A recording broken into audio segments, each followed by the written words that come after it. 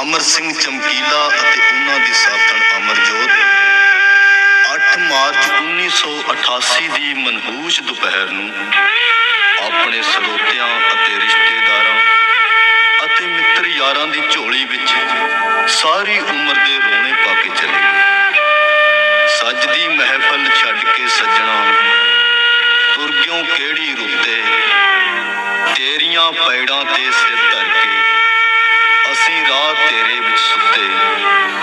ਥੱਕ ਗਈਆਂ ਅੱਖੀਆਂ ਨੀਰ ਬਹਾ ਕੇ ਪਲਕੋਂ ਹੰਝੂ ਸੁੱਕੇ, ਜੋ ਗਾਉਂਦਾ ਸੈਂ ਜੋ ਕਹਿੰਦਾ ਸੈਂ ਉਹ ਅੰਤ ਸੱਚ ਹੋ ਮੁੱਕੇ।